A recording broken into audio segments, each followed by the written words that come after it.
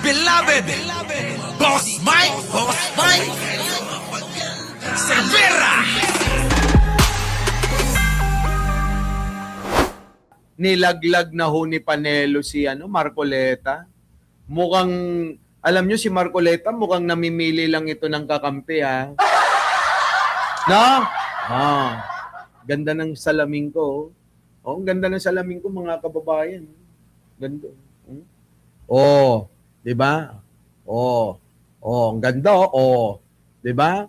Ganda ng salamin ko. Pag nakasuot sa'yo, hindi halatang Gucci. Hindi halatang Gucci, oh. Alam nyo, yung mga salamin ko, Gucci. Puta, nung pumunta ako ng Europa, ninakaw yung isang Gucci ko, sama ng loob ko. Oo, sama ng loob ko. Bakit? Bigay nung ex ko yun, eh. Kaya, puta, sama talaga ng loob ko. Oo. Diba? Ha? Eto na! Pasok! Yung kaso ni Marcoleta, medyo ang naging problema, sinisisi siya ng lahat kasi inamin mo. Kasi tumanggap siya ng 75 million. Yan ang sinasabi ko. Kaya wag na kayo makipagtalo dyan kay Marcoleta. Kasi kahit kakampi niya, per delecto, Gonzalo Verano, wag kayo magalala pag nagkita-kita tayo.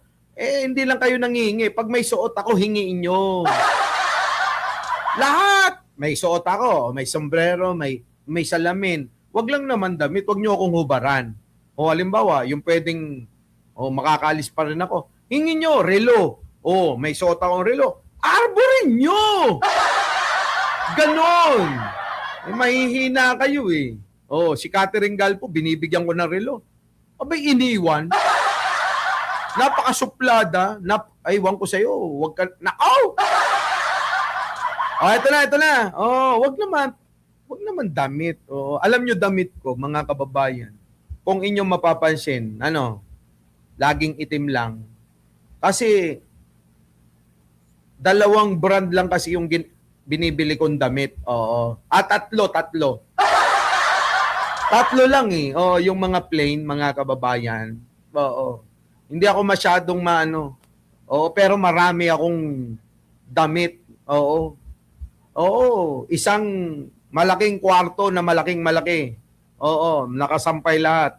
Mga jacket, long sleeve, panlamig, pang winter, pang summer. Yan, di ba?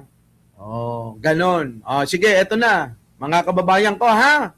Basta pag nagkita tayo, bakit hindi? Hingiin ninyo, ha? Blue corner, yan.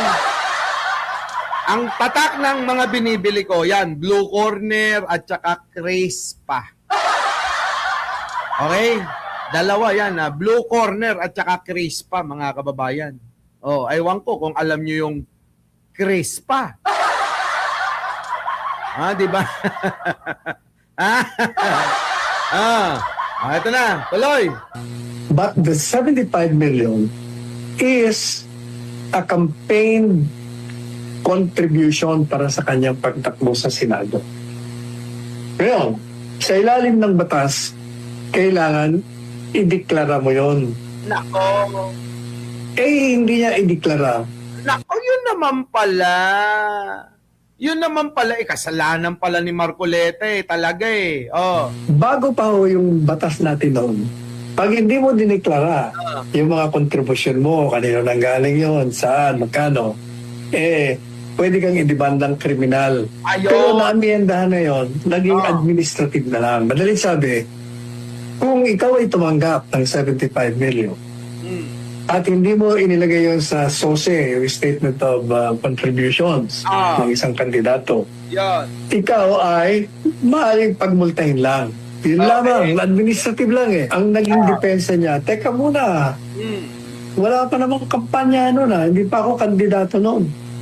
Kaya, hindi ako dapat na magdeklara. Ang problema, by admitting to a receipt of the 75 million and saying that you cannot be liable under the law for not declaring it, nagkaroon ka ng problema. Kasi dahil umaming kang tinanggap at parang palalabasin mo ngayon na hindi ka kandidato at the time, so hindi yung campaign contribution. Babagsak yun na tumanggap ka ng pera in relation to your office dahil kongresista ka pa noon. Oo nga. O, ayan ha.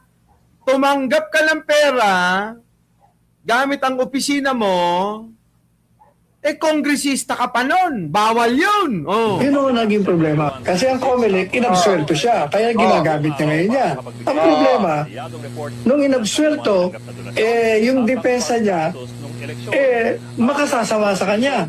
Nako, yun! Matindi, mga kababayan. Ito ang nangyari. Si Marcoleta, yung ginawa niyang depensa sa sinasabi nila na naabsuelto sa COMELEC, ano po? Yun din yung ginagamit ngayon ng ombudsman, parang ano mga kababayan, ano? Parang niluto sa mantika. Natusta si Marcoleta. Walang pupuntahan. Checkmate. Parang pinadama lang, ano? O, sige, padamahin nyo ng padamahin yan. Liligtas sa may COMELEC. Pero yung gagamitin niya dyan na ebidensya, yun naman yung gagamitin natin dito sa ombudsman na ebidensya laban sa kanya. Grabe, no, mga kababayan, ano? Yun yung nangyari. Nakuha nyo, mga kababayan ko? Sabi ho ni Panelo yan, ha? Makasasama sa kanya. Kasi ang COMELEC, inabsuelto siya. Kaya ginagamit niya ngayon yan. Ang problema, nung inabsuelto, yung depensa niya, makasasama sa kanya. Kasi inamin niya, bagsak siya doon sa plunder law na tinatawag. Kaya pala. Kaya pala bumagsak sa plunder law. Ayun na nga, Leong Guerrero, si Panelo na nga ang nagpaliwanag tumanggap nga daw ng kasalukuyang congressman pa, si Marcoleta. Bawal pala yun. Na parang sinasabi, para saan niyang mga donasyon na sinasabi mo? Tapos inamin mo na tinanggap mo, inamin din ni Mike Defensor na binigay niya. Tapos sinabi pa niya na utang na loob daw yon. Ano ang ibig sabihin sa utang na loob? May kapalit. May kapalit. May kapalit. May kapalit. May kapalit na pabor. Di ba Charlie Whiskey? Accepting gifts. Kita mo? Sabi ni Angelito Untalan, ano? Nako. Garcia, Cereza Force, Viola. Arnel, naku, mga kababayan. Paano ngayon yan? Si Panelo na nagsabi, Hindi ho tayo. Kay Panelo galing, mga kababayan ko, na talagang shoot sa banga si Marcoleta. Shoot sa banga, mga kababayan. Eto pa. Eto pa, may ano? Ano? Di ba nakapwesto na sa... Sino? Butang ina, Leong Guerrero, Parang kilala ka kita. ikaw, parang kilala na kita, Butang, alam mo, yung mga salitaan mo ng ganyan, alam na alam ko na. Dahil tinitira mo ako, nagtatago ka pa sa ibang pangalan, okay lang yan. Ano ka ba? Tangina mo. Okay lang yan. Ano ka ba? Ikaw talaga. Yari, mga kababayan. Siguro, ayaw pa nga. Malaman nila ang totoong pagkatao mo. Napakadali lang naman mahalata. Sige na. Tama na. Magkakaibigan naman tayo. Kayo talaga. Nire-respeto naman namin yung mga kagustuhan nyo. Kaya lang minsan, talagang hindi namin masikmura kung gaano ka bobo katanga si Sara Duterte. Manatili ka na lang kay Bongo.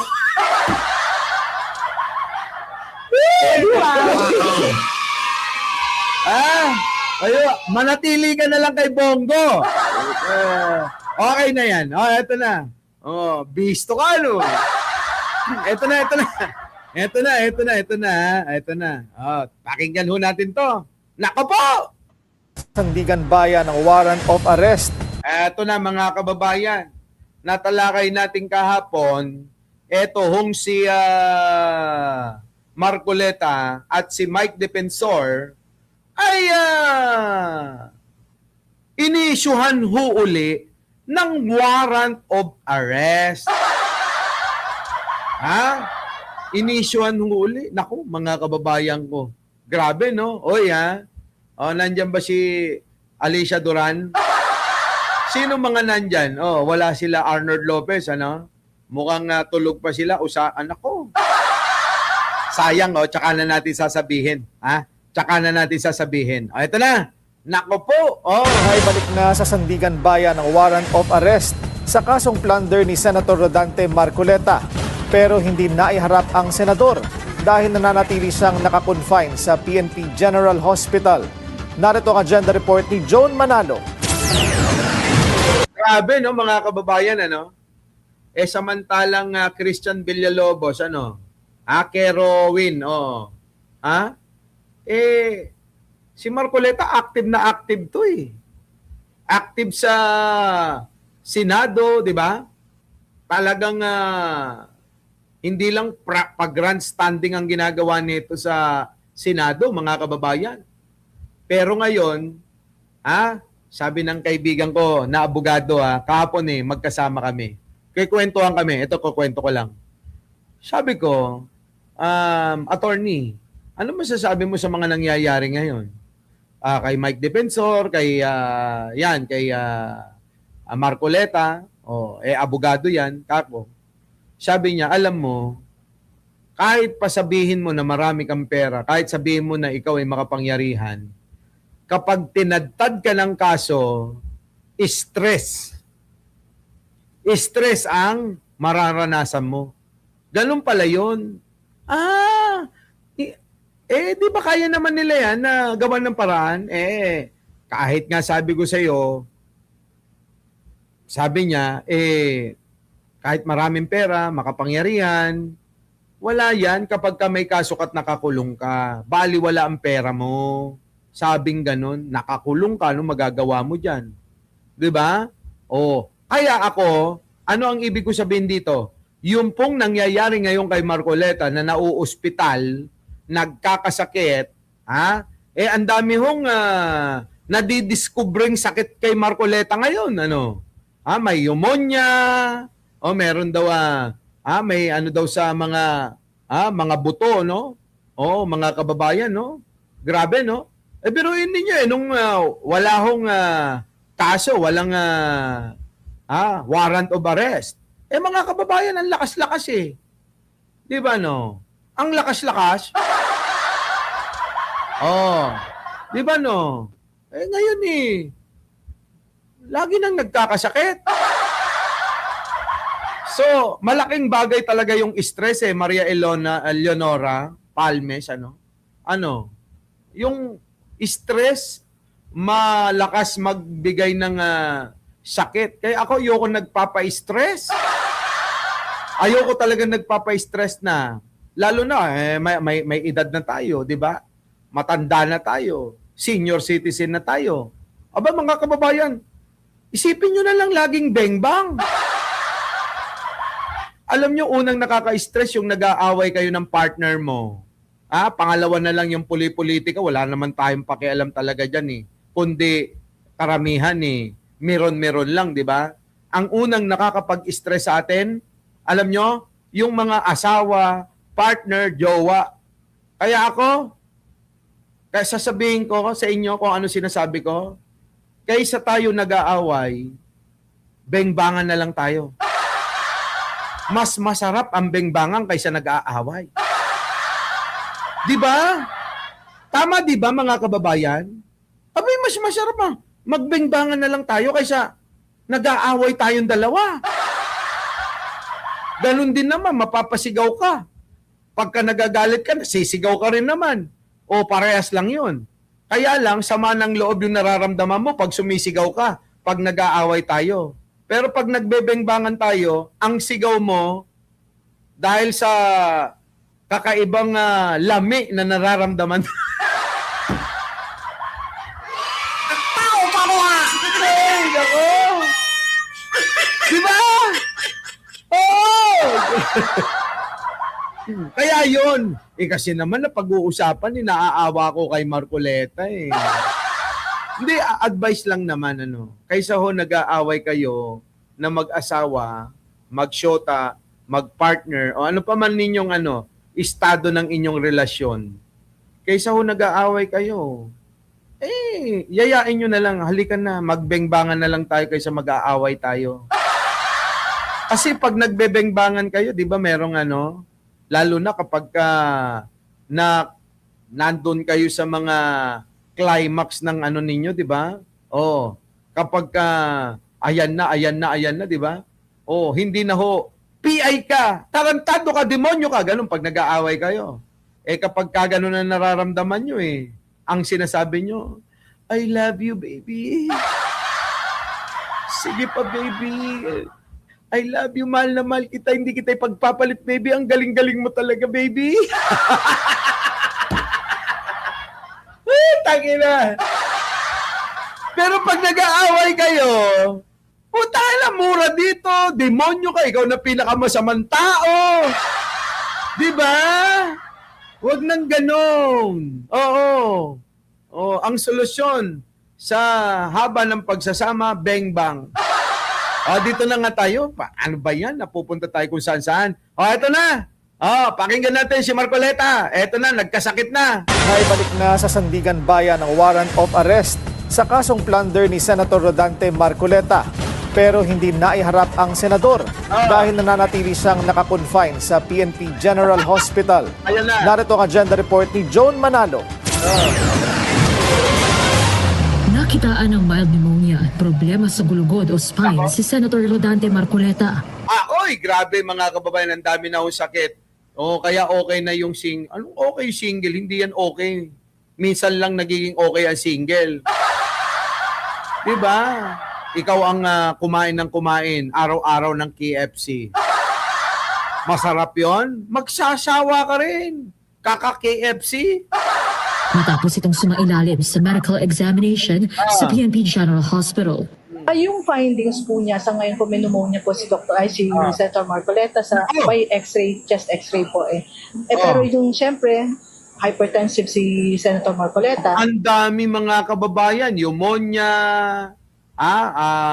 high blood. Grabe mga kababayan, ang dami Ito na naman yung mga malilibog tingnan yung mga comment May kamay naman. Sige, ikaw ang magkamay ng kamay. Ewan ko lang kung di ka magsawa dyan. Taloy. Expected na po na cardiomegaly yung makikita natin by x-ray. Sa edad po niya at saka dun sa fluctuating blood pressure niya, hindi po maganda para po sa kanya. Alaka, mga kababayan. Yung nangyayari daw po na mga nakikita ng mga sakit ni Marcoleta, hindi daw maganda sa edad niya na may ganun siya. Laka, Marcoleta. Grabe, mga kababayan, Grabe. Yari, mga kababayan. Dinala si Marcoleta sa PNP General Hospital nitong Lunes matapos umano itong makaramdam ng chest pain at high blood pressure noong siya ay inaresto dahil sa kasong plunder sa Sandigan Bayan. Kita nyo? Ha? Ay! Sige na, doon ka na lang kay boboto ng yun si Bongo, kala mo. Iko-convict ni Bongo si Sara Duterte. Matagal nang magkaaway yan. Alam mo naman yan, di ba? Sige na. Tuloy. Pero clinically stable na raw si Marcoleta ngayon at kailangan lang bantayan ng blood pressure. Alaka. Okay naman po si Senator Marcoleta. Kaya lang yung BP po niya, compared po kahapon, mas tumataas po ngayon at 160/90. Yung mga ibang signs and symptoms naman po niya, kagaya kahapon na chest pain at saka neck pain, medyo nawawala-wala naman na po. Kaya lang yung sa BP talaga ang problema po natin sa ngayon. Grabe, yung high blood daw ang problema ngayon. Pero meron din daw sakit dito eh. Yung mga buto-buto niya umaakyat daw sa ulo. Oh, tuloy. Ayon din sa opisyal na pahayag ng PNP General Hospital, conscious, responsive, and not in cardiorespiratory distress. Kagigising ko lang. Nasa na si Ai Chang, tulog pa. Ewan ko sa inyo. Ha? O si Lovely Dominguez. Ano ka ba? Natutulog naman ako. Oh, sige tuloy. Ang lumabas sa paunang pagsusuri ng ospital kay Marcoleta. Sumailalim na rin daw ang senador sa iba pang mga medical procedure at laboratory examination. At Ito na mga kababayan, ito na. Basahin natin. Based on initial evaluation, the patient is conscious, responsive, and not in cardiorespiratory distress. He was admitted for further evaluation and diagnostic workup, including the necessary laboratory examination. The result of this test are still pending. Pero mga kababayan, meron ng pinahayag eh. Ito, pakinggan nyo may pahayag na ho eh. Na medyo, yun na nga, mga kababayan, nasa na ba yun? Ito, pakinggan nyo. Yan. Sir, na degenerative disease po. Actually po yung normal aging process. Tingnan nyo pakinggan ninyong maigi Yung nakita kay Sir na degenerative disease po. Actually po yung normal aging process na sinasabi natin, magde-degenerate talaga yung cervical spine. Ayun, yung cervical spine. Meron din daw problema si Marcoleta doon. Oo, sa cervical spine. Kaya siguro naubos yung buhok. Hey! Ay, Ninyo! Nandiyan ka ba? Nandiyan ka ba? Magparamdam ka, ha? Ito na. Kaya lang, pag nag-degenerate po yun, may mga nerve endings po dyan na maiipit. So, yun po yung sumasakit yung... Hayaan nyo na, lakas nyo na lang yung volume nyo, ha? Mahina yung video, Mahina yung quality. Leeg niya, may ringing talaga. Ringing of ears talaga dito. And then sa positioning, makikita po yan sa positioning natin. Mag-aggravate po yung pain sa neck po talaga niya. Lakas sa leeg daw talaga. Sasakit daw yung leeg ni Marcoleta. Daming sakit, ano? Daming sakit.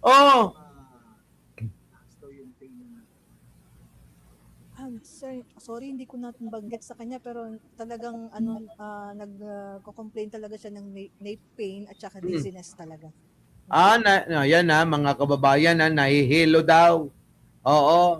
Dizziness at saka sakit daw sa leeg. Alaka, Marcoleta, magpagaling ka, sir. Oo, sir. Oo, hindi man tayo nagkakasundo-sundo sa mga partido na ating kinakaaniban. Pero, hindi naman namin ipapanalangin na may mangyaring masama sa inyo. Opo, magpagaling po kayo. Naku, sayang naman ang anda, Hindi nyo mapapakinabangan yun. Bahala kayo. Sinabi niya. Oo, sir. Dahil doon sa cervical spine na nakita niya. Kaya po ako nagpa-x-ray sa kanya ng cervical spine. Kasi yun po yung complaint talaga niya nung dumating siya sa akin. Alaka. Kaya sinama ko yung x-ray po ng cervical Alaka. Yes, sir. Kailangan yung rehab, then pain reliever kung kaya. Pero mostly ginagawa ko dyan rehab talaga. Rehab daw talaga mga kababayan. Nako, mga kababayan, balikan natin yung isa. Resulta nito, sinimulan na rin daw ang antibiotic therapy para kay Marcoleta. Nako, sinimulan na daw ang antibiotic therapy kay Marcoleta. Habang nag-iinom-inom ng maintenance. Nako, mga kababayan ko, Marcoleta, magpagaling ka. Habang patuloy ang kanyang maintenance medication. Ayon kay PNP Public Information Office Chief Colonel Alan Ray Cole, hihintayin muna nilang mailabas ang resulta ng mga medical examination ni Marcoleta bago nila ito ilipat sa New Quezon City Jail Male Dormitory sa Payatas. There's still some tests to be done, and we will be briefed later on, updated by the doctor from the health service. But yun na lang po hinihintay natin as if we will be cleared or to travel, ay ang commitment na lang po ang gagawin natin sa kanya. Samantala, inatasan na ng Sandigan Bayan 3rd Division ng PNP General Ang sasama ng mga ugali nyo talaga. Grabe kayo kay Marcoleta. Grabe kayo kay Marcoleta. Sobra kayo. Ano? PBBM lang malakas, ano? Oh, sige tuloy. Hospital at si CIDG NCR Chief Police Colonel John Giagi na isumite ang pinakahuling update sa medical condition ni Marcoleta, maging ang status ng kanyang kustodiya at Nangayayat talaga ho bigla no? Biruin nyo isang araw, ano? Isang araw, ang taba-taba, ang laki ng tiyan, ang laki ng muka, habang nasa rally. Sabing ganun hindi ako tatakas, hindi ako magtatago. Hindi ako katulad ni Bato, ganun, ano? Mga kababayan? Abay, biruin ninyo. Si Marcoleta, biglang nangayayat. Kaya alam nyo, yung mga nagsasabi na, sinasabi nila, si Bato ay nagtatago sa compound ng INC. Hindi ako naniniwala ron Oo, kaya hindi ko yan na pinapatulan. Bakit? Kung totoo na nagtatago si Bato sa compound ng INC, kinonsinti nila si Bato de la Rosa, di ba dapat mas konsintihin nila si Marcoleta? Di ba dapat si Marcoleta ang itago nila? Dahil si Marcoleta ay kaanib ng iglesia, hindi si Bato de la Rosa. Di ba? Kawawa talaga si Marcoleta. Kaya si Bato, wala yan doon. Diba? Maaari pa nasa loob ng KOJC. Diba? Yun pa. Medyo maliwanag-liwanag pa. Tuloy. booking procedure. Para sa agenda, Joan Manalo. Grabe, no, mga kababayan, ano? Biruin ninyo, no? Samantalang nireregaluhan ito ng 75 million, 100 million. Regalo lang, mga kababayan. Tapos kita nyo ang kanilang sitwasyon ngayon. Ano ang silbi ng pera kung nakakulong ka?